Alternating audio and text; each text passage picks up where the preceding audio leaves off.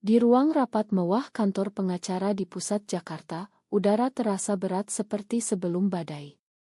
Seluruh keluarga besar Pak Rahman sudah duduk mengelilingi meja panjang dari kayu jati, wajah-wajah tegang menunggu penandatanganan kontrak warisan perusahaan tekstil yang selama puluhan tahun jadi tulang punggung keluarga. Aku, Aulia Rahman, duduk di ujung kursi dengan tangan dingin, jantung berdegup tak karuan. Tiba-tiba Bapak berdiri, kursinya terdorong keras hingga bunyinya menggema, matanya menyala amarah sambil menunjuk tepat ke wajahku. Tidak ada anak perempuan lesbian di rumah ini, suaranya menggelegar, membuat ibu menutup mulut dengan tangan gemetar dan kakak-kakakku saling pandang ngeri. Ruangan langsung sunyi seketika. Pengacara yang duduk di kepala meja hanya mengangguk pelan, membuka map dokumen tebal tanpa ekspresi, lalu mulai membaca dengan suara tenang namun jelas, pewaris utama dengan saham mayoritas 70%, Aulia Rahman. Kata-kata itu seperti petir menyambar dadaku. Aku tidak bisa bernapas. Bagaimana mungkin? Bapak baru saja mengusirku dari keluarga ini, tapi namaku justru disebut pertama. Sebelum aku sempat bereaksi, ingatanku melayang 10 tahun ke belakang, ke kampus Universitas Gadjah Mada di Yogyakarta. Saat itu aku masih mahasiswi sastra tahun ketiga, rambut panjang selalu dikat asal, tas ransel penuh buku puisi.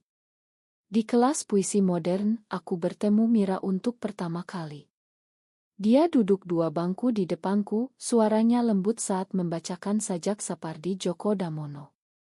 Senyumnya saat itu seperti sinar matahari pagi yang hangat menyusup ke dada. Kami mulai sering belajar bersama di perpustakaan, lalu jalan-jalan malam di Malioboro, makan gudeg di pinggir jalan sambil tertawa sampai larut. Awalnya hanya persahabatan biasa, tapi suatu malam di kos kecilku dekat kampus, saat hujan deras mengguyur atap seng, Mira memegang tanganku dan berkata pelan, "Aku merasa aman hanya kalau bersamamu, Lia." Saat itu aku tahu, ini bukan sekadar persahabatan. Kami jatuh cinta tanpa kata-kata besar, cukup dengan pelukan diam-diam di bawah pohon beringin kampus, surat-surat kecil yang ditukar di antara buku catatan, dan janji bahwa suatu hari kami akan hidup bebas. Jakarta terasa jauh sekali saat itu. Bapak dan ibu di rumah hanya tahu aku sedang kuliah rajin, tidak pernah curiga. Sampai suatu hari rumor mulai menyebar di kampus. Teman sekamarku melihat kami berpelukan terlalu lama di taman belakang. Berita itu sampai ke telinga sepupu yang kuliah di sana juga, lalu bocor ke Jakarta. Telepon dari Bapak datang pukul 2 pagi. Suaranya dingin seperti es. "Pulang sekarang. Ada yang harus kita bicarakan." Aku tahu saat itu semuanya akan berubah. Di rumah besar di Menteng, Bapak duduk di kursi tamu dengan wajah merah padam. "Kau mau hancurkan nama keluarga. Perusahaan ini berdiri karena hormat masyarakat. Kalau orang tahu putriku seperti itu, kita semua tamat." Ibu hanya menangis di sudut ruangan, tidak berani bicara. Mereka memaksaku pindah kuliah ke Jakarta, memotong uang saku, dan melarang segala kontak dengan Mira. Aku menangis semalaman, tapi pagi harinya aku sudah di kereta kembali ke ibu kota. Kembali ke ruang rapat sekarang, suara pengacara masih mengalun membaca pasal-pasal warisan. Kakak laki-lakiku, Andi, langsung berdiri. "Ini pasti ada kesalahan." Bapak baru saja bilang, tapi pengacara mengangkat tangan, meminta diam. Aku menatap dokumen di depanku, huru-hurunya kabur karena air mata. Mengapa Bapak yang baru saja mengusirku justru memberi aku bagian terbesar? Apakah ini jebakan? Atau ada rahasia lain yang bahkan aku sendiri belum tahu? Pengacara melanjutkan pembacaan dengan suara datar, seolah tidak ada ledakan amarah tadi. Syarat utama, pewaris utama harus mengelola perusahaan selama minimal 5 tahun sebelum bisa menjual saham.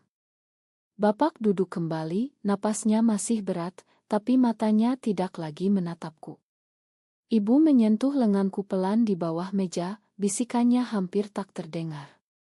Kita bicara nanti di rumah, nak. Andi dan adik perempuanku, Rina, saling bisik.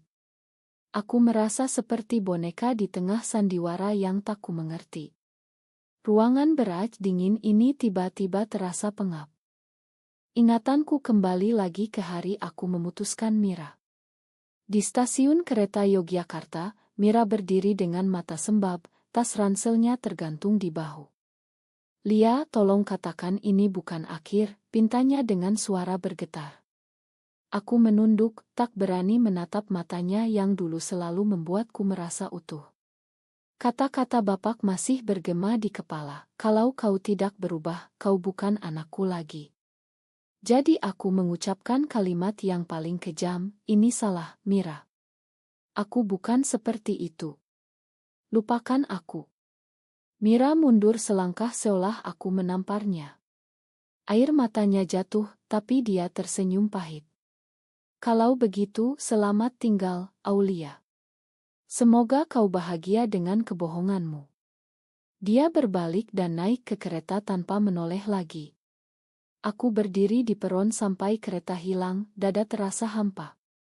Sejak hari itu, aku tak pernah mendengar kabarnya. 10 tahun berlalu. Aku bekerja di perusahaan keluarga, naik jabatan dari staf biasa jadi manajer pemasaran. Aku belajar tersenyum di depan kamera saat acara perusahaan, berpura-pura bahagia saat keluarga besar berkumpul di Lebaran. Tak ada pacar laki-laki, aku selalu beralasan sibuk kerja. Bapak sepertinya lega, tapi aku tahu dia masih mengawasi setiap gerak-geriku. Sekali waktu ibu bertanya pelan, kau tidak kesepian, nak? Aku hanya menggeleng dan memeluknya. Di dalam hati, setiap malam aku masih membayangkan pelukan Mira di bawah pohon beringin dulu. Kini, di ruang rapat, pengacara menutup map dan berkata, kontrak bisa ditandatangani setelah semua pihak setuju. Bapak bangkit lagi, suaranya lebih pelan tapi tetap menusuk. Aulia boleh tanda tangan, tapi ingat, di rumah ini aku masih ayahmu. Satu kesalahan lagi, semuanya batal. Andi menyeringai sinis. Kau beruntung, Dek, tapi jangan harap kami akan diam saja. Rina memegang tanganku erat, matanya penuh tanya. Saat semua mulai berdiri untuk meninggalkan ruangan, pengacara yang selama ini duduk membelakangi kami akhirnya berbalik menghadap. Wajah itu aku langsung membeku. Mira. Lebih dewasa, rambut pendek rapi, jas hitam elegan, tapi senyum kecil di bibirnya masih sama seperti dulu. Dia menatapku tepat di mata dan berkata pelan, "Selamat siang, Bu Aulia. Kita perlu bicara empat mata setelah ini." Jantungku hampir copot. Mira adalah pengacara yang menangani warisan ini. Bagaimana mungkin? Aku hampir tak mendengar suara langkah kakakku yang keluar ruangan. Mira berdiri di depanku, tangannya masih memegang map dokumen, matanya tenang tapi ada badai di dalamnya. "Kau kenapa di sini?" kataku terbata. Suaraku seperti orang asing. Mira tersenyum tipis, senyum yang dulu selalu membuatku meleleh. "Aku pengacara perusahaan sejak 3 tahun lalu. Kakekmu yang mempekerjakanku sebelum meninggal. Dia tahu semuanya, Aulia." Kata-kata itu seperti bom. Kakek, orang yang paling konservatif di keluarga ini tahu rahasia kami. Mira mengajakku ke ruang kecil di sebelah, pintu ditutup pelan. Di sana, dia mengeluarkan amplop kuning tua dari dalam map. "Ini surat pribadi dari kakekmu untukmu. Dia menulisnya 2 bulan sebelum wafat." Tanganku gemetar saat membuka amplop. Tulisan tangan kakek yang sudah goyah, "Aulia sayang, aku tahu kau mencintai Mira. Aku pernah melihat kalian di Yogyakarta dulu. Aku diam karena aku ingin kau belajar sendiri apa artinya kehilangan. Warisan ini untukmu bukan karena aku kasihan, tapi karena aku percaya kau cukup kuat untuk memperbaiki apa yang pernah kau rusak." Jangan ulangi kesalahanku dulu yang kehilangan cinta sejati karena takut masyarakat. Air mataku jatuh ke kertas. Kakek tahu. Selama ini bapak yang paling keras justru tak pernah tahu bahwa ayahnya sendiri mendukungku. Mira duduk di depanku, suaranya pelan. Aku hampir menolak kasus ini saat tahu namamu. Tapi kakekmu memintaku. Dia bilang kalau kau masih menyangkal, maka warisan ini tak berarti apa-apa. Aku menatapnya, dada sesak. Mira makan aku. Dulu aku pengecut. Dia menggeleng pelan. Ma bukan cukup, Lia. Kau hancurkan aku. Aku pindah ke Surabaya, bangun karir dari nol, bahkan sempat berpikir untuk tidak pernah kembali ke Jakarta. Tapi hidup aneh. Sekarang aku yang pegang nasib perusahaannya. Kami diam lama. Di luar, suara bapak terdengar marah-marah di telepon. Mira berdiri. Besok kita bertemu lagi untuk detail kontrak. Jangan lari kali ini. Dia pergi, meninggalkan aku sendirian dengan surat kakek dan rasa bersalah yang menggunung. Malam itu di apartemenku di Sudirman, aku tidak bisa tidur. Aku membuka album lama di ponsel, oto-oto kami di Malioboro, senyum Mira yang polos. Mengapa dulu aku memilih takut daripada bahagia? Pagi harinya berita sudah tersebar di keluarga. Ibu menelepon menangis. Bapak bilang kalau kau tidak berubah, dia akan buat surat pernyataan mencabut hak waris. Andi datang ke kantor, mendorong pintu ruanganku keras. Kau bikin malu kami semua. Bagaimana karyawan melihat kalau bosnya seperti itu? Aku berdiri, suaraku untuk pertama kali tegas. Ini perusahaanku sekarang, Mas. Kalau kalian tidak suka, silakan keluar. Andi terkejut, tapi pergi sambil membanting pintu. Rina, adikku yang paling dekat, datang sore harinya membawa kopi susu Auritku. Kak, aku tidak peduli soal itu. Aku cuma takut bapak sakit lagi. Tekanan darahnya naik sejak kemarin. Kami duduk di balkon kantor, melihat lalu lintas Jakarta yang macet. Aku menceritakan semuanya pada Rina, tentang Mira, tentang surat kakek. Rina memelukku. Kakak pantas bahagia. Jangan takut lagi. Kata-katanya memberi kekuatan. Sore itu aku memutuskan menemui Mira di kantornya di kawasan Stubd. Dia tidak terkejut saat aku datang. Kami duduk di kai kecil dekat gedungnya. Aku ingin menebus semuanya, kataku langsung. Mira menatapku lama. Menebus bagaimana, Lia? Kau sudah punya segalanya sekarang, warisan, jabatan, keluarga. Aku cuma pengacara biasa. Suaranya dingin, tapi matanya berkaca-kaca. Aku menceritakan malam-malam aku menangis sendirian, bagaimana aku menolak semua laki-laki karena hati ini masih miliknya. Mira diam lama, lalu berkata pelan, aku juga tidak pernah benar-benar melupakanmu. Tapi luka itu masih ada. Malamnya, bapak memanggilku pulang ke rumah besar di Menteng. Ruang tamu penuh keluarga. Bapak duduk di kursi kayu besar, wajahnya lelah. Kau mau perusak semua yang aku bangun. Masyarakat Jakarta ini tidak akan terima. Ibu menangis di sampingnya. Aku berdiri tegak. Bapak, kakek tahu semuanya. Dia yang beri aku warisan ini karena dia percaya aku bisa hidup jujur. Bapak terdiam, wajahnya berubah. Kakek tahu. Untuk pertama kali aku melihat ayahku kehilangan kata-kata. Keesokan harinya, berita mulai menyebar di kalangan rekan bisnis. Beberapa mitra menelepon, bertanya halus. Aku merasa dunia semakin sempit. Tapi di tengah itu, Mira mengirim pesan, besok ada rapat dengan investor. Datanglah. Kita hadapi bersama. Rapat dengan investor berlangsung tegang di Hotel Bintang 5. Mira duduk di sebelahku, menjelaskan rencana bisnis baru dengan suara tenang dan profesional. Beberapa investor saling pandang saat melihat kami berdua. Setelah rapat, salah satu pengusaha tua mendekatiku. Bu Aulia, kami dengar rumor. Kalau ini benar, kami mungkin mundur.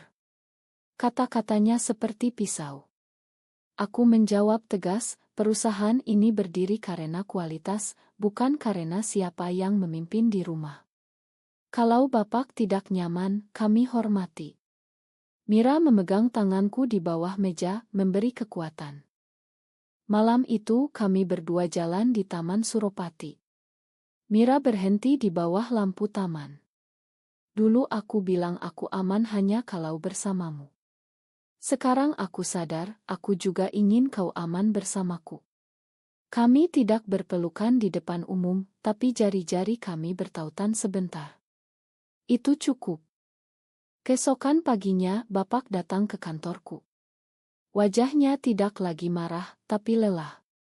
Surat kakek itu benar. Aku tahu dari dulu. Tapi aku takut. Masyarakat, teman-teman, bisnis. Aku takut kehilangan semuanya. Air mata Bapak jatuh untuk pertama kali dalam hidupku. Makan ayah, nak. Aku memeluk ayahku yang dulu begitu keras. Kita bisa perbaiki, Pak. Tapi masyarakat tidak semudah itu. Berita di grup keluarga besar menyebar, ada yang mengucilkan, ada yang menelepon ibu menasihati. Rina dan Andi akhirnya berdiri di sisiku. Kami keluarga, Kak. Apapun yang terjadi. 6 bulan berlalu. Perusahaan tumbuh di bawah kepemimpinanku, investor baru datang setelah melihat hasil nyata. Mira dan aku tidak lagi sembunyi di depan keluarga inti. Kami masih hati-hati di luar, tapi di rumah besar Menteng, Bapak kadang duduk bersama kami di teras, bicara tentang masa depan. Ibu memasak makanan Aurit Mira setiap minggu. Luka lama masih ada, tapi mulai sembuh pelan-pelan. Suatu sore di Pantai Sanur, Bali, saat liburan keluarga pertama kami bersama, Mira memegang tanganku saat matahari terbenam. Terima kasih sudah berani, Lia. Aku tersenyum, air mata bahagia jatuh. Terima kasih sudah menunggu. Keluarga kami masih belajar menerima, masyarakat masih banyak yang memandang sinis, tapi aku tidak lagi lari. Rahasia masa lalu yang dulu menghancurkan justru jadi kekuatan hari ini. Benarkah seseorang harus mengorbankan cinta sejatinya demi menjaga nama keluarga, atau justru keluarga yang harus belajar mencintai anaknya apa adanya? Benar atau salah menurut Anda?